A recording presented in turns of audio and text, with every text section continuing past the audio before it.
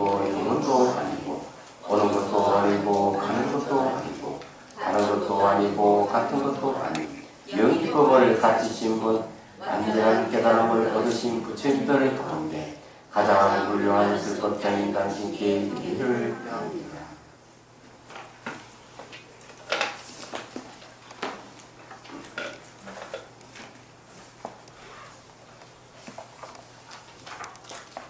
자, 59페이지 연기각성은 없어지지 않는다. 우리가 이제 마음이 생겨나고 없어진 인연의 모습에 대한 공부를 좀 하고 있습니다. 심생멸과 생멸인연, 그 다음에 생멸인연상, 이렇게 세 가지로 이렇게 나누어서 얘기를 하고 있는데, 이 생멸문에서 이제 보는 것이죠. 그래서 세 번째 이제 생멸인연의 모습에 대한 공부입니다. 마음은 생멸하기도 하지만 생멸하지 않기도 하죠. 이게 이제 중요한 이야기예요. 그래서 한 마음에는 생멸하지 않는 심진여가 있고 생멸하는 마음, 심생멸이 있어요. 그래서 우리가 이제 공부하는 데는 이제 심생멸에 대한 이야기입니다. 근데 재미있는 거는 심진여 안에는 마음의 생멸을 하지 않는다고 하지만은 진여에는 그 체가 공해서 생멸이 없어요. 그렇지만 인연 따라서 생멸을 나타내기도 합니다. 그리고 심생멸은 반대로 생멸하는 속에서 생멸하지 않는 모습을 또 보여요. 우리 마음에. 그래서 이제 이런 걸 뭐라고 하느냐, 심진여에는 불변수연이 있고요. 심생멸에는 체가 공한 것과 생멸이 있다. 이렇게 보는 거죠. 그걸 이제 이렇게 얘기를 할 수 있습니다. 그림을 그려보죠.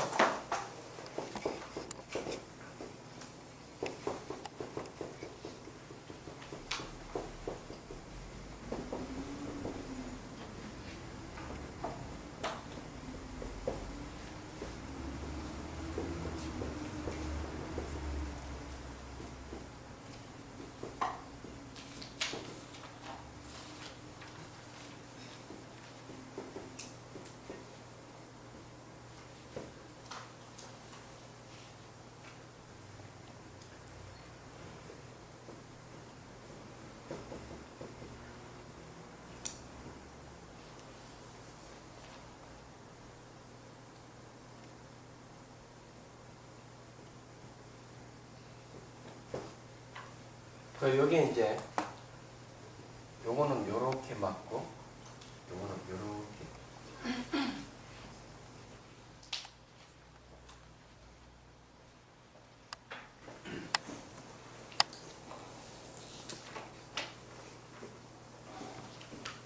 그 심진여는 불변이 있고 변하지 않는 게 있고 인연을 따르는 모습이 있어요.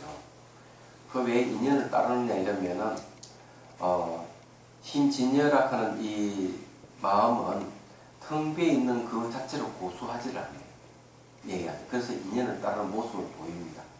인연을 따르는 모습을 보이면서도 늘 불변을 갖고 있어요. 심생멸하는 마음, 체는 공해예요. 체가 공하다 하는 건 불변이라는 뜻이에요. 불변이지만 또한 생멸을 하고 있는 거죠. 그래서 불변과 체공은 서로가 이렇게 맞고 수용과 생멸하는 것도 서로가 이렇게 맞는 겁니다. 그게 이제 일심의 모습이에요. 이게 한 마음이라고 하는 거죠. 자, 일심이라고 할 때는 어떤 뜻이 있는가? 이런 뜻이 있어요. 마음이 일어나면 각가지 현상이 생기고 마음이 사라지면 각가지 현상이 사라진다 하는 거예요. 그러면 마음밖에 다른 경계가 없다는 걸 얘기합니다. 그러면 진실한 게 뭐 일심, 한 마음, 요것만 진실하다. 이 대승기 신론에서 마음명보살이 하는 이야기가 그 얘기예요. 그래서 눈에 보이고 들리는 이 세계는 전부 다 내 마음이 투사돼서 나타난 세계, 지나지 않는다. 그래서 우리가 수행을 해가지고 진여산매에 들어가 버리면 이 세계도 싹 다 사라져 없는 거예요. 그래서 선정에서 나와서 딱 나오면 이 세계 다시 쫙 펼쳐지는 거예요. 얘기하자면. 그 마음이 일어나고 사라짐에 의해서 이 세계가 그런 식으로 나타난다. 그래서 이제 전번에도 얘기된 물리학계에서 얘기했듯이 파장의 세계는 모양도 없고 색깔도 없고 소리도 없고 맛도 없다는 거죠. 그런데 이것이 이제 받아들임으로 눈, 코, 귀 이런 표로 받아들임으로 해서 이 세계가 나타나는 거예요. 마음이 모양도 없고 색깔도 없는 이 파장을 전부 다 모양과 색깔, 소리, 맛, 냄새 전부 다 변환시켜서 본다는 얘기입니다. 그냥 물리학계에서도 그렇게 얘기를 하고 있는 거죠. 그냥 요즘으로 치면 굉장히 신선한 충격이죠. 우리 밖에 이런 세계가 정말 있다고 생각했는데 전부 다 마음이 투사된 나타나는 세계다. 그런데 그걸 뒷받침해 주는 게 물리학에서 학자들이 이 얘기를 하고 있다. 이런 얘기. 그래서 이 대승기신론에서 얘기하는 게 굉장한 거예요. 자, 59페이지. 연기각성. 심체는 없어지지 않는다. 묻는다. 마음이 없어진다면 어떻게 상속하며 상속한다면 어찌 완전히 없어진다고 말할 수 있습니까? 그렇죠. 없어지면 마음이 상속한다는 말이 거짓일 것이고 마음이 상속한다면 완전히 없어진다 하는 말이 할 수가 없는 거죠. 그러니까 이제 마음명보살 답한다. 여기서 말하는 없어진다는 것은 마음이 만든 모습이 없어진다는 것이지 마음 그 자체가 없어진다는 뜻이 아니다. 자, 마음이 만든 모습이 없어진다. 눈에 보이고 들리는 이 세계는 없어지는 겁니다. 그런 걸 무상이라 그래요. 변하는 겁니다. 그렇지만 심체는 없어지는 게 아니다. 그럼 저기 보면 심생명문에서 채공은 뭔가 심체를 얘기하는 거죠. 그 다음에 생미라는 것은 현상을 얘기하는 겁니다. 그래서 저 현상은 심상은 소멸하지만 심체는 소멸하지 않는다. 이렇게 합니다. 우리가 이제 공부하는 부분이 이 부분이잖아요. 심생일 부분. 채공은 바로 심체를 얘기하고 생미라는 것은 심상을 얘기합니다. 요거는 없어지지만 심체는 안 없어진다. 이런 얘기입니다.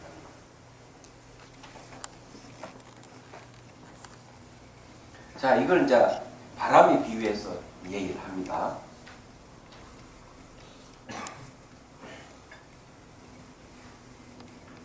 비유하자면 바람이 물에 의해서 움직이는 모습이 있게 되는 것과 같다. 만약 물이 없어진다면 바람의 모습도 끊어지게 되는데 그것을 의지할 물이 없기 때문이다. 그러나 물이 없어지지 않았기에 바람 부는 모습이 계속 이어지는 것이다. 바람이 멈추면 움직이는 모습만 없어질 뿐 물 자체가 없어지는 것이 아니다. 무명 동안 이와 같다. 마음의 본바탕에 의지해서 움직임이 있는 것이다. 이게 무지무지하게 중요한 이야기예요. 자, 여기서 뭘 얘기하는가 하면은 바람이 막 이렇게 불면은 그 바람의 영향에서 물이 출렁출렁해지는 거죠. 사람도 마찬가지예요. 누가 비난을 하고 막 이렇게 하면은 마음이 막 파도를 치는 거예요. 이걸 얘기하는 거예요. 얘기하자면. 근데 이걸 살짝 뒤집으면 어떻게 될까? 물이 없다면은 바람 분다 하는 조차도 우리는 알 수가 없어. 그죠? 물이 움직이는 거 보면 바람이 불구나. 이렇게 아는 거. 마찬가지로 내 마음이 막 출렁출렁 하는 거 보면은 대상 영향을 받았구나. 이걸 알 수가 있는 거. 그 대상이 약간이 뭡니까? 바람이 비난이라든지 칭찬이라든지 이런 움직임을 얘기하는 거죠. 그래서 이걸 이렇게 얘기하면서 다시 되짚어서 이야기하면 그러면은 물은 아무리 바람이 불어도 물은 출렁출렁 아무리 하더라도 물 자체는 없어지지 않는다. 그렇지 않아요? 왜 그러냐? 바람이 멈추면 물도 파도 치는 게 없습니다. 그래서 물이 없어지는 건 아니잖아요. 안 그래요? 마찬가지로 상대가 막 비난하고 해서 막 이렇게 마음이 들끓고 이놈 저놈 하고 막 이 욕을 하면서 성과를 부리지만은 상대가 그렇게 비난을 하고 막 대들고 이런 게 없으면 어때요? 마음도 그런 파도 치는 게 없는 거죠. 마음도 파도 치는 게 없지만은 마음 자체는 없어집니까? 없어지는 게 아닌 거예요. 이걸 얘기하는 겁니다. 그래서 이 바람이라 하는 문명의 바람을 얘기합니다. 경계의 바람이기도 하고 문명의 바람. 문명도 이와 같다. 마음의 본바탕이 의지해서 움직이는 것이다. 마음의 본바탕. 마음에 의해서 물이라 하는 마음에 의지해서 바람이라는 문명이 부는 것이다. 그래서 아무리 문명의 바람이 불어도 마음이 아무리 출렁하더라도 이 마음이라는 이 자체는 없어지는 게 아니다. 왜? 바람이 멈춰지면 파도도 같이 없어지지만 물은 없어지지 않는 것처럼 상대의 비난이 멈춰져도 내 마음이 파도가 없어졌다 해서 마음이 없어지는 게 아니기 때문이다. 이렇게 얘기하는 거죠. 자, 이게 왜 중요한지를 말씀드리죠. 이게 지금 현재 매우 이제 불교의 초기 불교부터 대성 불교에 이르기까지 공통되게 이야기하는 부분이에요. 자, 12연기를 한번 보면은 무명, 행, 식, 명생, 유기, 촉, 수, 예, 지, 유, 젠, 노사 이래가지고 총 12개의 고리를 얘기를 합니다. 그러면 한번 보죠. 행한 움직임입니다. 행할 행자가 움직임을 얘기하는데 입, 생각, 몸, 신구의 삼업이 움직이는 거예요. 자, 어떻게 왜 움직임이 있을까? 행이라 하는 게 움직임인데 이 움직임이 왜 생길까? 바로 무명이 바로 동기부여를 했기 때문에 행이 움직이는 거죠. 이 행이라 하는 게 바로 까르마 업입니다. 그럼 이거 어디에 영향이 주느냐? 바로 마음의 영향. 그래서 무명, 행, 식. 식은 우리 마음 의식이란 말이에요. 의식에 영향을 탁 주는 거예요. 영향을 줘가지고 잠재적 성향으로 딱 존재하는 거죠. 그 성향이 딱 잠재되어 있는 거죠. 얘기하자면. 그래서 마음이 움직이는 것은 행이라 하는 건 마음의 움직임인데 무명 때문에 마음이 움직인다는 거죠. 12연기에서도 이야기하지만 대서귀신도 똑같이 무명에 의해서 내 마음이 움직인다. 이렇게 얘기하는 겁니다. 그런데 중요한 것은 그 움직임이라 하는 신구의 삼업 움직임이 의식에 영향을 줘가지고 잠재적 성향으로 남는다는 거죠. 얘기하자면. 그래서 이 잠재적 성향이 뭡니까? 기본적으로 여러분이 기억하잖아요. 기억. 머리로 기억하고도 몸으로 기억하고. 그렇죠. 그래서 어떤 움직임이 있으면 그 움직임이 마음에 잠재적 성향으로 딱 남아버려요. 그게 아침에 TV를 보다 보니까 여성들이고 이렇게 뭐 세안을 하게 되면은 여기 뭐 각질 같은 이제 뻗어지는 화장품이 있더라고요. 그거 아시죠? 그 씁니까? 그래서 이거에 대해서 얘기를 하는 거죠. 각질을 얘기하면 각질 벗기 잘 벗겨지기 좋다 얘기지. 그럼 실질적으로 그 각질 벗긴 안에 뭐가 있는가 하면 뭐 플라스틱과 다 좀 미세한 그게 있는가 봐. 근데 오히려 그것이 남는다는 거죠. 깨끗이 씻어도. 그래 별로 좋은 게 아니라고 이제 TV에서 그걸 얘기를 하는 거예요. 근데 제가 왜 이 얘기를 하는가 하면은 어린 아이들은 어떨까요? 그래서 뭘 얘기하는가?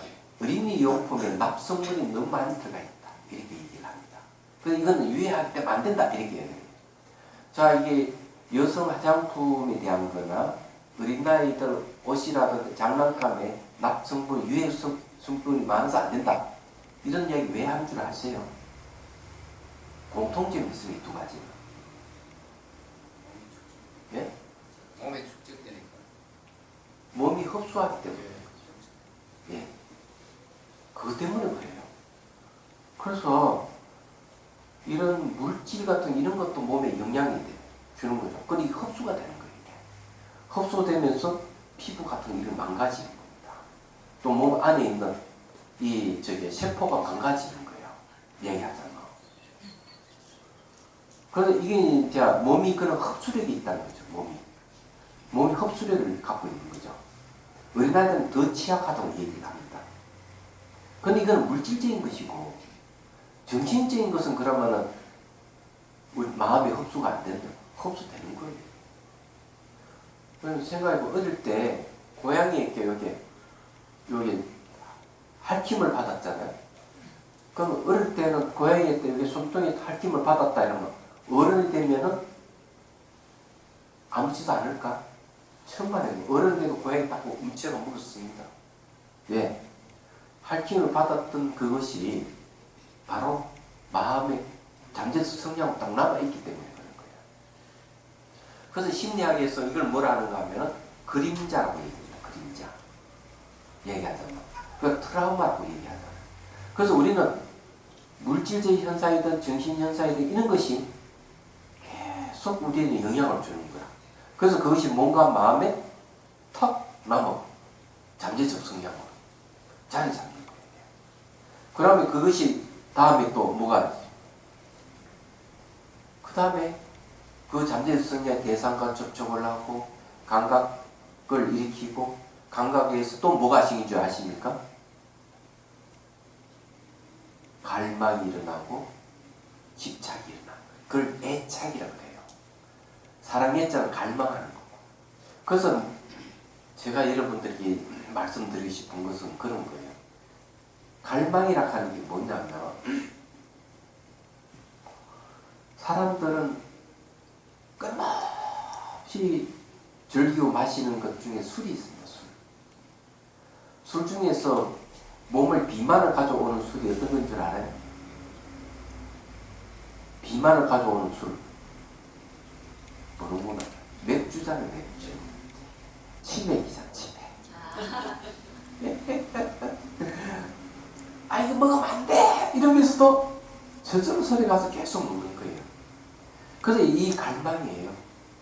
내가 끊고자 하지만은 끊을 수 없이 계속 반복되는 갈망하는 마음이 있어서 갈망이라 하는 정신작용이 그런 거예요. 끝없이 욕구 충족을 위해서. 그 다음 집착, 붙잡는다는 건 뭔지 아세요? 놓지 못하는 걸 얘기합니다. 그래서 원숭이 있잖아요. 원숭이 사냥꾼들 어떻게 하는가 하면 상자 속에 바나나를 집어넣는 거야. 그래서 원숭이들 아까 좀 탁 들어가 탁 집어내려고 하면 손이 딱 잡으면 주먹이 쥐면서 들어갈 때는 펴서 들어갔다가 나올 때는 주먹을 쥐고 나오니까 이게 주먹을 빼지를 못하는 거야. 그래서 사냥꾼이 잡히는 거죠. 어리석다 하지만 진짜 어리석어요. 아니 바나나를 손만 딱 놓기만 하면 빠져나 도망갈 수 있는데 다 붙들고 못 넣는 거야 이게. 이게 이제 문제가 되는 거예요 이게.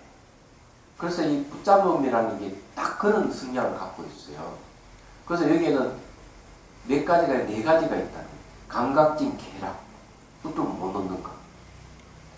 또 하나 자아에 대한 집착, 내가 있다 한 집착, 붙들고 못 넣는 거. 세 번째는 뭔가 하면은 이 도덕성, 불건전한 도덕성을 끝까지 믿고 지키는 것. 이것도 못 넣는 거예요. 잘못된 도덕성임에도 불구하고 그걸 굳게 짓고 있는 것. 그래서 이 사단이 생기는 거예요. 예를 들어가지고 사이비 교주 같은 경우는 자기가 교주가 되면 두 가지를 합니다. 재물을 갖다 바치라, 몸도 갖다 바치라 이럽니다. 이게 뭔가 하면은 잘못된 도덕관념. 내가 교주니까 재물을 막 마음대로 가질 수 있고 여자다 마음대로 내가 부도덕하게 내가 취할 수 있다 이런 생각을 가지면 그걸 뻥 터져 신문이 따지고 나서 그러잖아요. 얘기하잖아. 근데 그것이 뭐 사회비 교주만 그러겠어? 아니 도인이라 하는 작자 그냥 여자 무릎 베개 턱 앉아 나 도인이다 이런 작자도 있어요. 성녀들은 그런 일 없지만 자기가 수행해서 도인이다 이러면서 재물을 갖다 바쳐라 몸뚱아도 갖다 바쳐라 이렇게 한다 이게야. 그건 다 사이비야. 요런 게 이제 뭔가 하면 부도덕한 것 이것을 마치 계율로 삼아서 뜻도를 못 놓는 거야 이게. 또 하나는 있어요. 뜻도를 놓지 못하는 게 또 있는 거예요 이게. 그럼 또 붙들고 못 놓는 게 왜 뭐가 있느냐? 그런 거는 천국에 태어나고자 하는 마음. 이것도 붙들고 못 놓는 거예요 이게. 얘기하자면. 이런 게 있는 거야 사람들에게. 그래서 그걸 붙들고 못 놓는다 이거죠. 그래 놓게 하는 게 뭐냐 하면은 모든 무상하다. 상호오존하고 있고 내장 실체가 없다. 이걸 붙들면 놓아버리게 하는 겁니다. 근데 제가 말씀드리고 싶은 거는 이런 갈망하는 마음이나 집착하는 마음은 어디서 비롯됐느냐. 그런 것이 마음에 저장돼. 마음이 저장된 잠재적 성향 때문에. 잠재적 성향은 어디서 비롯됐느냐.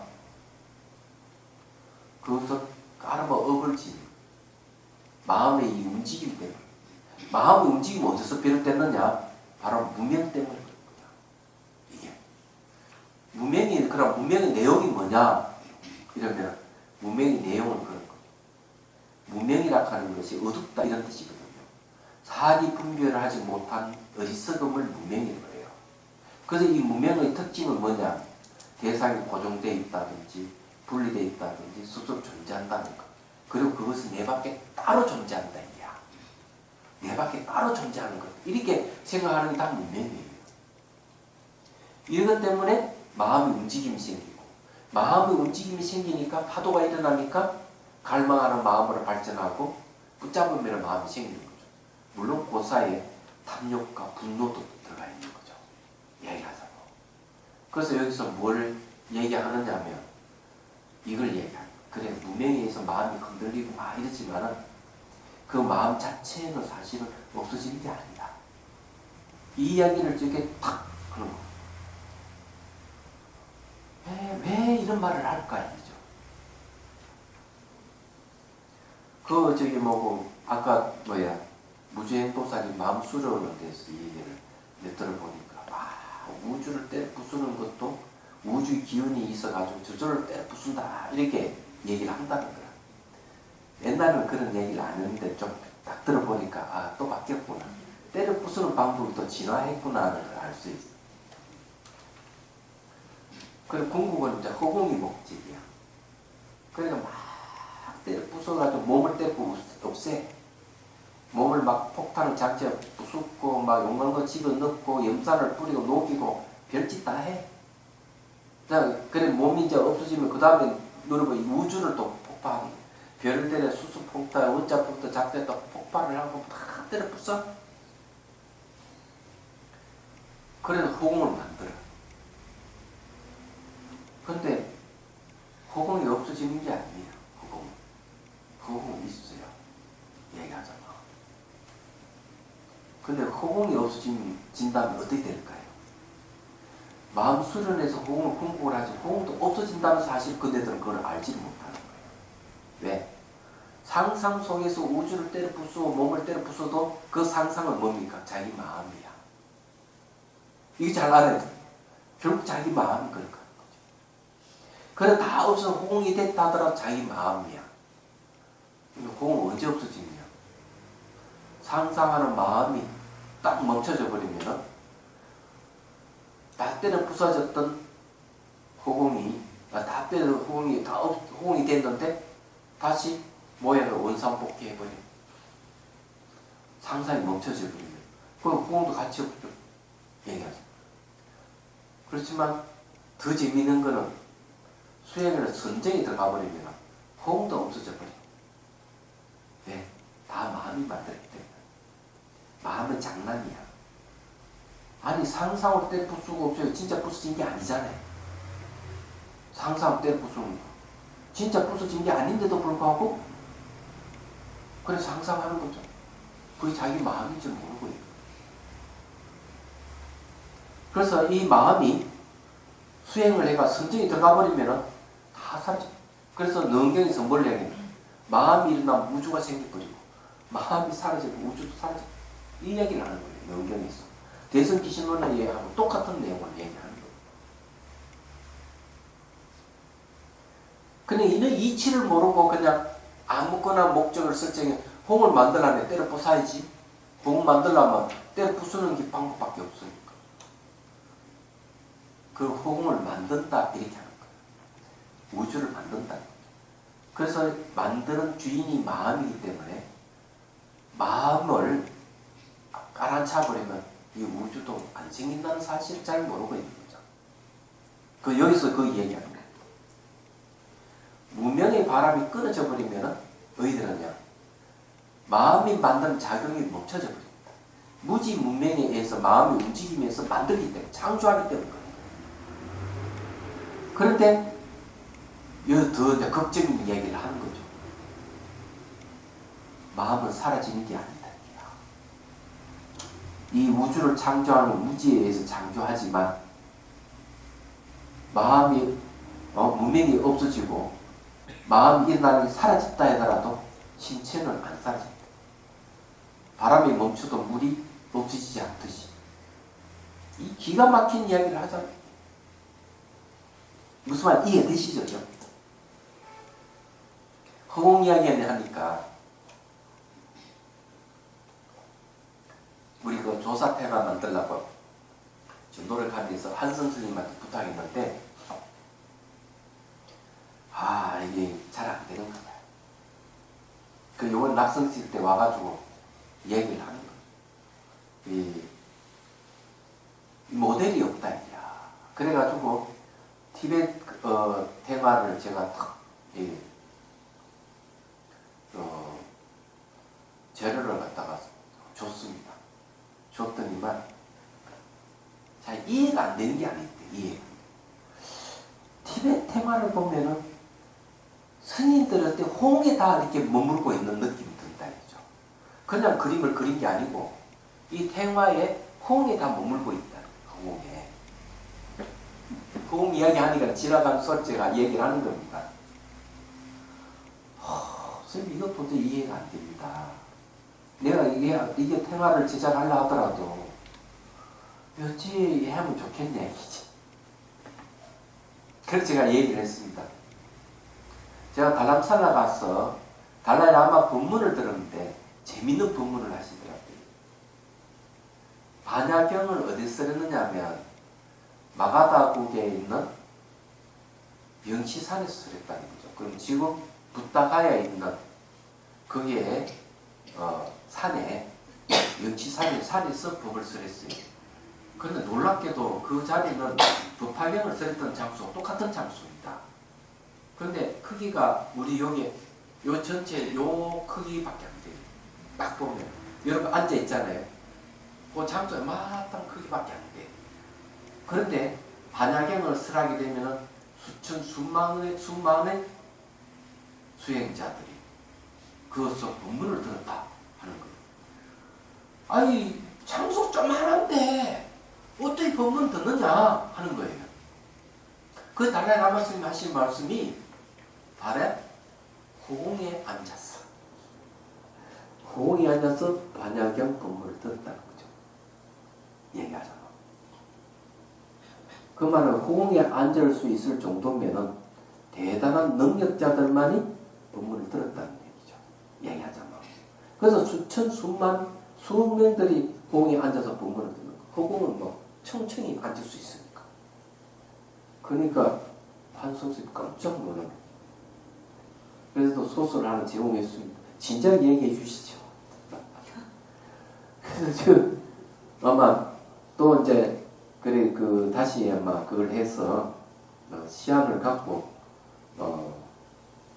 다시 논의하러 한번 더 오겠다고 얘기를 하는데 본인이 무슨 전혀 이 조사 테마는 그게 없었어. 송강사 있는 것 하면 좋지만은 그렇게 하고 싶은 마음이 없는가 봐. 그래서 좀 그렇게 좀 진행되고 있어. 허공 이야기 하니까 하는 얘기예요.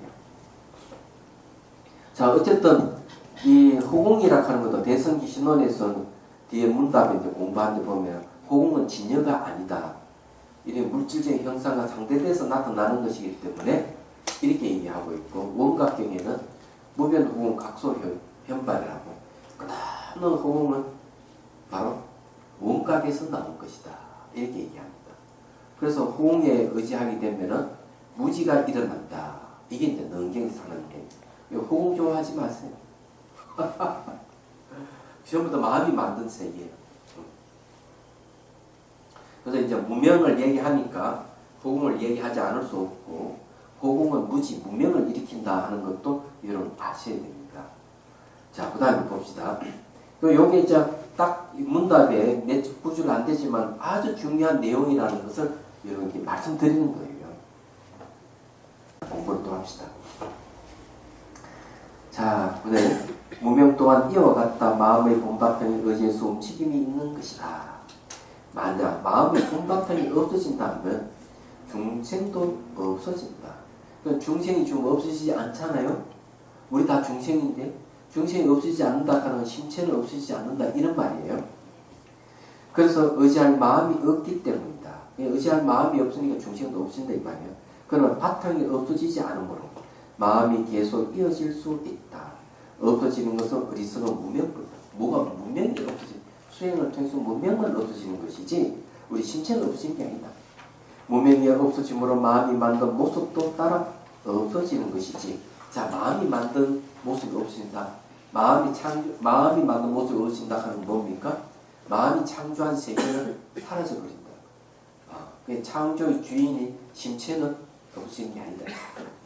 그래, 연기각성의 마음 작용이 지혜가 없어지는 것이 아니다.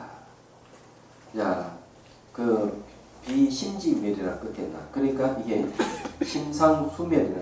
마음의 모습은 마음의 모습이라, 마음이 만든 모습은 따라서 소멸하지만은 심지는 소멸하지 않는다. 이런 얘기. 심지가 뭡니까? 바로 마음의 지혜를 얘기한다. 마음의 지혜가 뭐냐? 이런 본질이 뭐냐? 공성입니다. 지혜의 내용은 다 공성이에요. 그 공성이 신체다. 마음의 체다. 이렇게 하는 거예요. 그래, 이 내용은 굉장히 중요한 내용이니까 잊어버리지 마시라고요. 대성기 신론을 천천히 뜯어보면 상당히 재밌습니다. 재밌을 뿐만 아니라 그렇게 어려운 게 아니에요.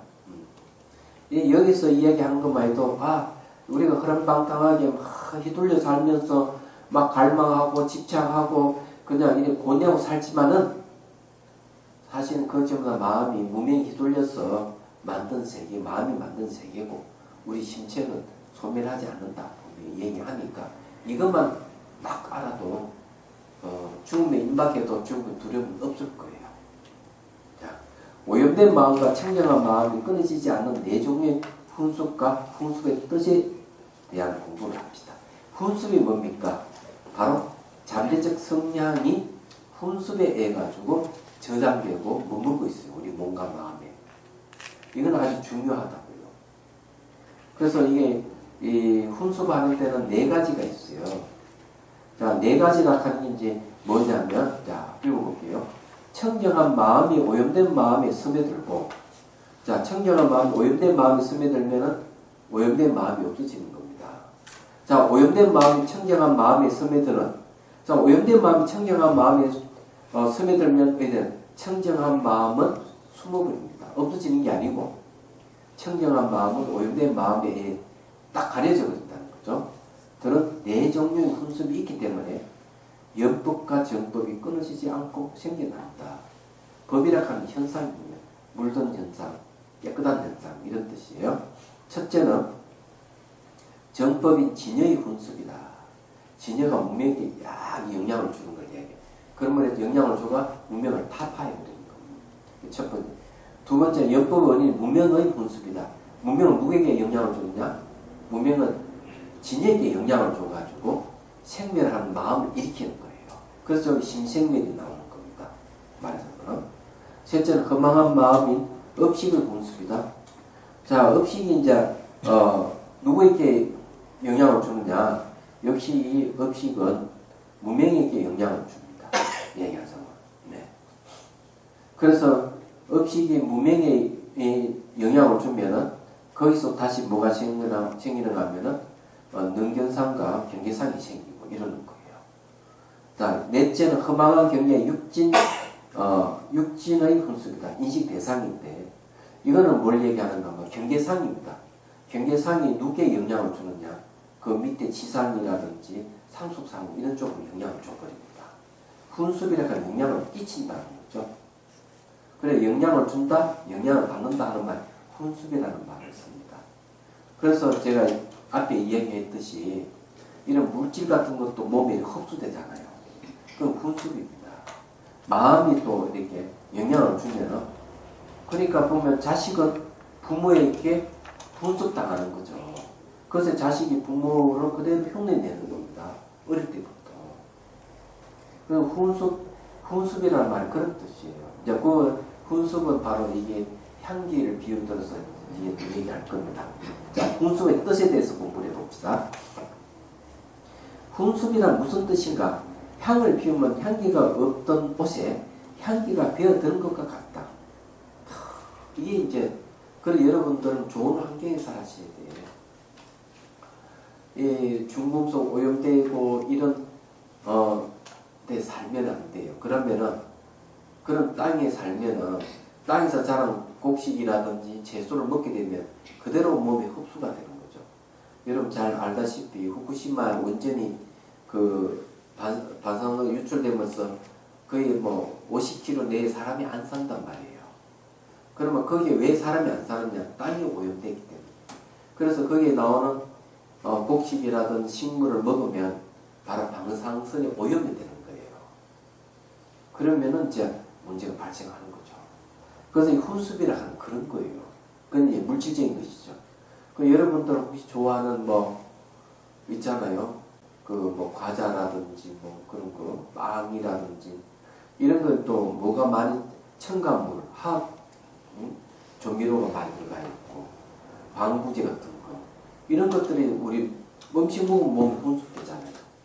그래서 이제 기혈을 막게 하고 몸이 이상이 오게끔 하고 그러는 거죠. 제대로 자연식품이 제일 좋고 땅에는 농약을 친다도 이걸 안 친 땅이 제일 좋고 얘기하잖아. 그래서 이게 참 중요해요. 그래 이게 이제 영향을 받는다는 뜻입니다. 근데 여기서 얘기하는 거는 정법과 연법의 분석도 이와 같다. 진행 정법에는 오염이 없으나 연기 각성을 자극하지 못한 무명의 작용이 분석되기 때문에 쉽게 말해 영향을 준다는 거예요. 무명이 진행에 영향을 주기 때문에 바로 오염된 모습이 있는 것이며 그러니까 진열은 청정한데 오염된 모습을 띠는 겁니다. 그런데 하나 알아둬야 될 게 있어요. 정법과 연법은 한 번도 뒤섞일 수가 없어요. 만나지를 않습니다. 정법인 청정한 법은 불생불멸에 생멸이 없어요. 그런데 연법은 생멸이 있어요.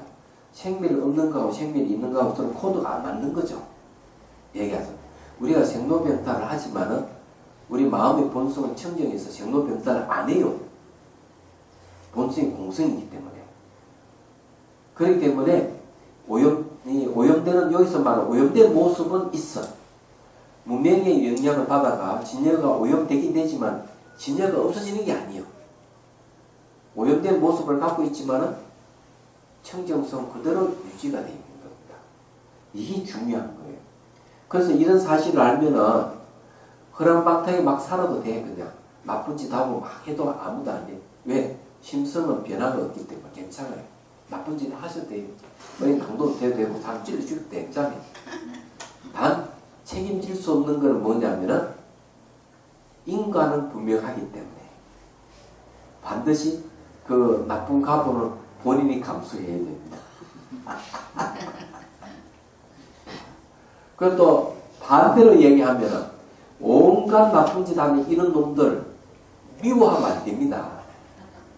그거 다 문명의 번뇌에 돌려가지고 그런 나쁜 짓 하는 것이지 본성은 우리가 똑같이 청정해요. 그래서 불교에서는 아무리 나쁜 짓 천하 없이 수많은 사람 죽인 악당이라 하더라도 사형을 시키라고 얘기를 하지 않습니다. 왜? 본성은 우리가 똑같기 때문에 차라리 교화를 해줘. 그래서 죄는 미워하지만 사람을 미워하지 말아라 하는 이유가 여기 있는 거예요. 그래서 똑같은 논리를 얘기하면은 내 세상에서 가장 좀 우스운 사람들이 어떤 사람이냐면은 여성 운동하는 사람들은 가장 웃기는 사람들이야. 내가 보기에는. 여성 운동하는 사람들의 주장은 뭔가 하면 남녀가 평등해야 된대. 성평등을 주장하는데 제가 보기엔 그건 불평등이에요. 그 자체가. 왜 불평등이냐?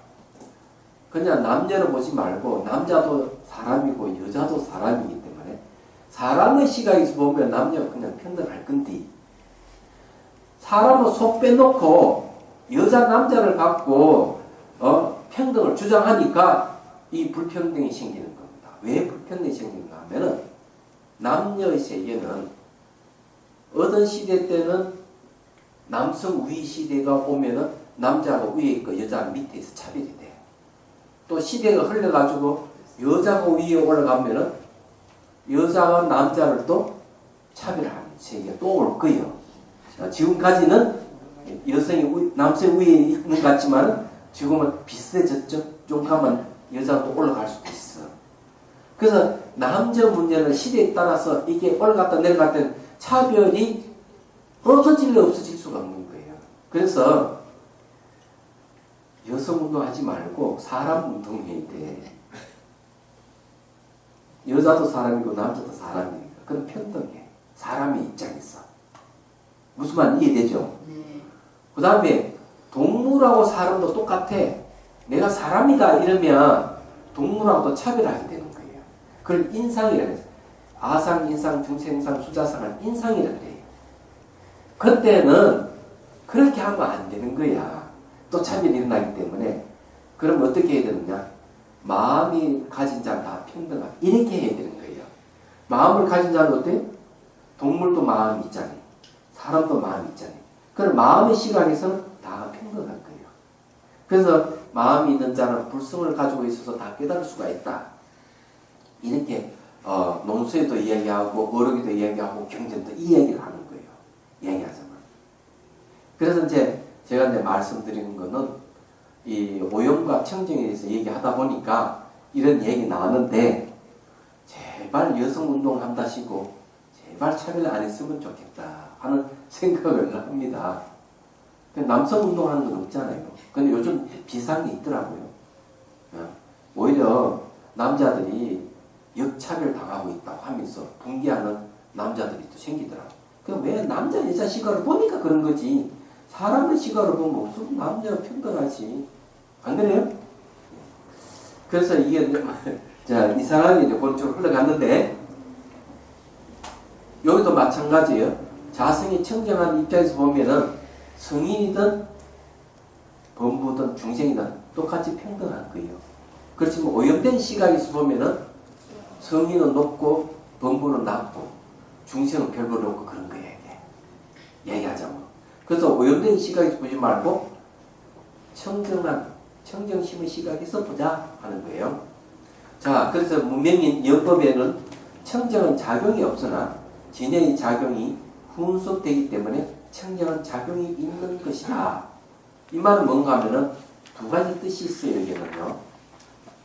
허랑방탕하게 오염된 생활을 하는 부도덕한 놈들이 있지만은 그 부도덕하게 영법작용 속에는 청정한 진여작용이 같이 작용한다는 것. 이걸 잊지 말아야 된다. 그래서 아무리 못되고 뭘 하더라도 한순간에 보립심을 이렇게 수행하면 깨달을 수 있는 이유가 거기 있는 거예요. 얘기하자면은.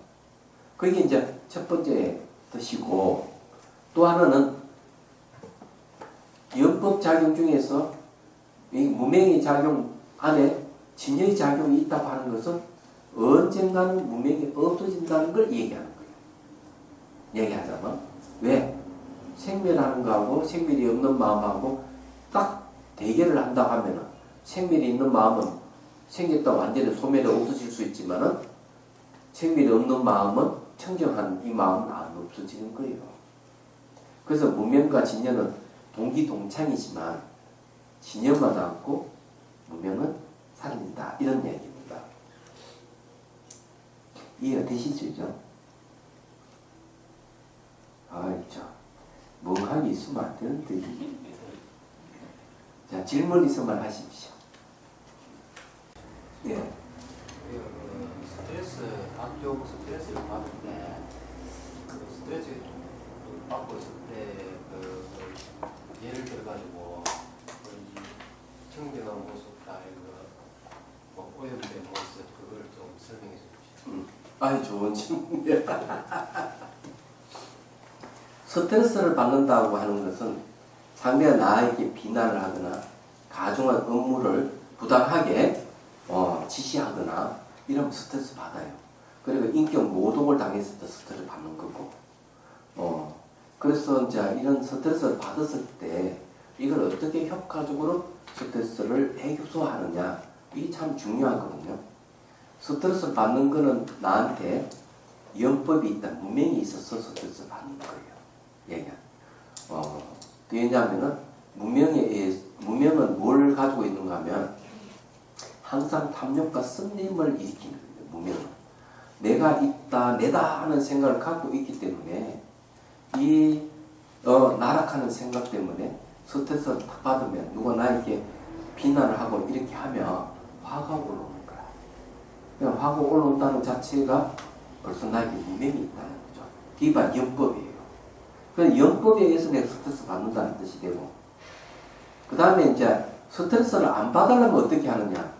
나한테 청정한 법이 있다. 청정한 마음이 있고 생명이 없는 마음이 있다 하는 걸 자각하는 게 중요해요. 얘기하자면. 그러면은, 그래 자각하면은 이 스트레스가 그만큼 약해집니다. 얘기하자면. 요, 할 때. 그렇지만 구체적으로 연습을 해야 되겠죠. 연습. 그죠? 그래서 어떻게 하는가 하면은, 스트레스를 보통 받을 때 되게 그 사용하는 수단이 뭡니까? 음성이잖아요, 음성. 소리잖아요, 소리. 그래서 동종 있잖아요. 이렇게 동종이 그냥 이게 딱 치는 거죠. 딱 치서 소리를 듣는 거야. 소리를 들으면서 지나간 소리는 돌아오지 않는다고 파악을 하고, 미래의 소리는 오지 않을 수 없다는 걸 파악을 하고, 지금 소리는 계속 진동을 하지만은 머물지 않는다는 걸 파악을 하는 거죠. 얘기하자면. 이렇게 딱 되면은 뭘 알게 되는가 하면은 소리라 한 대상은 내가 소유할 수 없다 하는 걸 알게 돼요. 마찬가지로 상대가 나를 비난하고 막 하면은 그것도 하나의 소리로 간주하고, 소리는 지나갈 수 없고 안 돌아오니까 미래의 소리는 오지 않을 수 없고 현재의 소리도 계속 바뀌어가면서 언젠가는 거칠 것이다. 이렇게 이해를 하는 거죠. 객관적으로. 그렇게 하면 그 소리 지르는 사람의 그 소리 안에 뜻까지, 소리가 이렇게 무상하게 지나서 없으면 소리 안에 뜻도 같이 없어지는 거야. 이렇게 이해하는 게 뭔가 하면 대상이 나에게 스트레스를 주지 못하게끔 하는 방법이에요. 얘기하자면. 그 다음에 이제 또 한 가지는 뭔가 하면은 내 마음 자체가 대상이 흔들리지 않도록 하는 게 아주 중요해요. 그 집중 명상을 하는 거죠. 집중 명상을 계속 하면은 마음에 근육이 힘이 생기면은 상대 무슨 말을 하더라도 여유있게 미소 지을 수 있는 힘이 생겨요. 얘기하자면. 그러니까 그 집중 명상을 해야 돼요. 그래서 우선 소리 명상이라 하는 이걸 통해서 소리 무상함을 통해서 해방감을 얻고, 집중 명상을 통해서 이 마음의 힘을 키우는 게 중요해요. 그런데 그런 전혀 방비가 없는 상태에서 단순하게 이 스트레스를 대처하려고 그러면은 도저히 이겨낼 수가 없어요. 그래서 명상이 필요한 거예요. 훈련이 좀 필요하고 얘기하잖아. 그 외에도 여러 가지 방법이 있습니다. 여러 가지 방법이 있는데 스트레스를 받는 자가 누구인가 방문하는 방법도 있고, 스트레스 자체가 실체가 없고 스트레스라 하는 것 자체가 알고 보면은 붙잡을 수 없는 것이라는 환의 대상이 아니라는 것 이해하는 것도 있고, 그리고 또 그냥 가만히 반응하는 내 감정을 가만히 지켜보는 방법도 여러 가지가 있습니다. 시간이 없으니까 다음에 한번 또 얘기 또 해드릴게요. 시간이 있을 때. 또 다른 건 없죠? 네.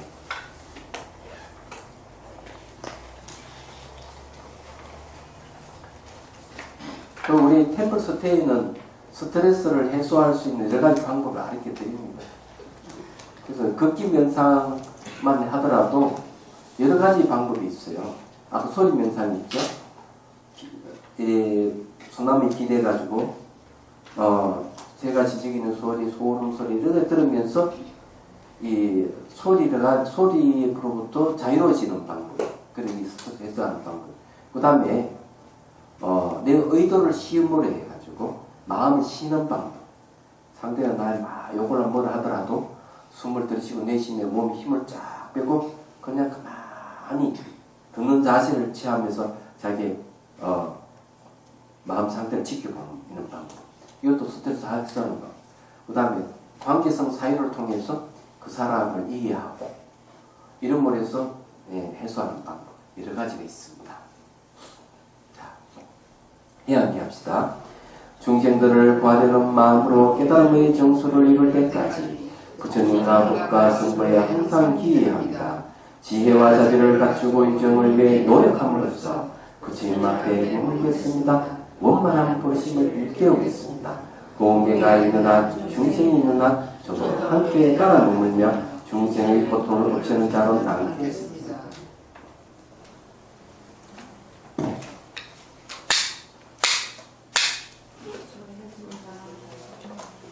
다음 주에 봬요.